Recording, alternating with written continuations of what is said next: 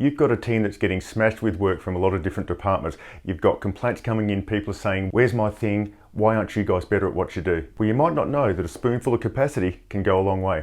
I'm going to run you through it. Let's get into it.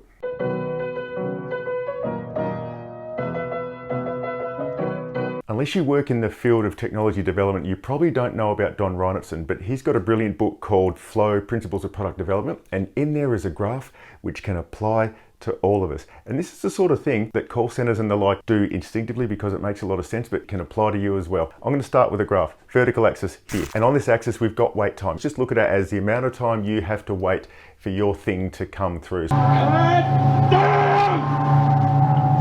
Let's say we've got a communications team where people submit things to say, turn this into something that sounds and looks great. So I've submitted my thing saying, this is what I want. Now I'm waiting for it to come back. That's what we're calling wait time. Along this axis, we draw capacity, which is going to be a combination of number of people plus the time they have available. And that's capacity. And we run that from 0 to 100%.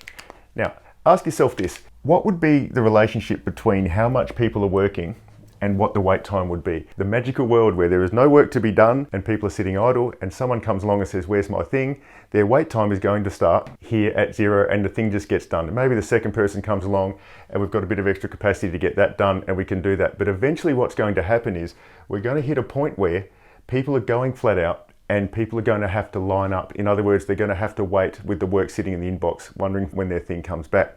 So the thing to ask yourself is, what does that graph look like? And a lot of the times, our minds instinctively go to a graph that looks like this, because that's the one we're quite familiar with.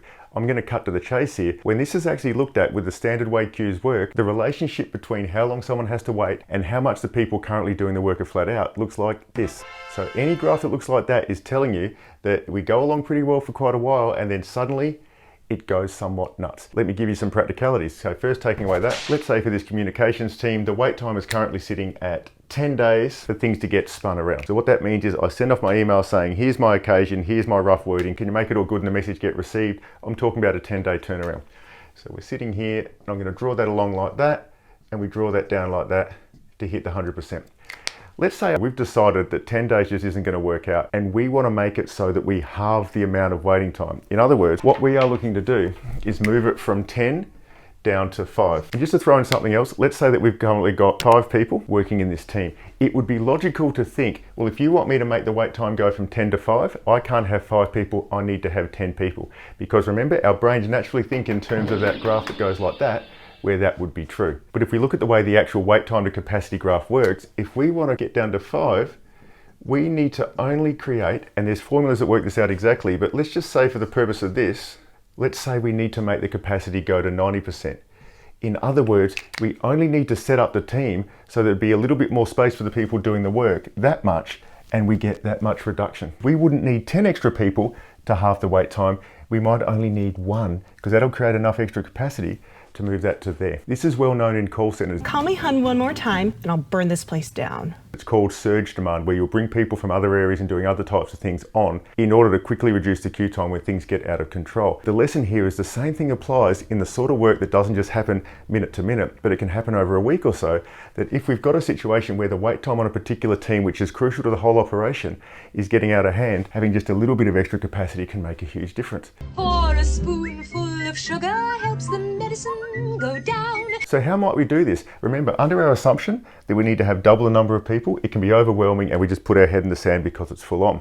But if we now say all we need to do is create a little bit of extra capacity, ideas might occur to us like someone who could come across who's not at the same standard of the regulars in the team, but there's definitely some of the smaller things they could handle. That might eke out that little bit of extra capacity, which can halve the wait time.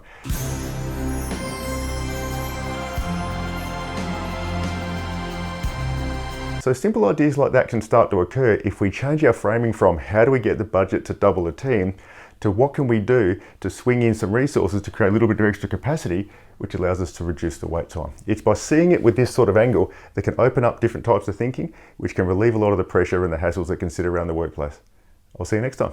Just a spoonful of sugar helps the medicine go down in a most delightful, really quite delectable, in a most delicious way.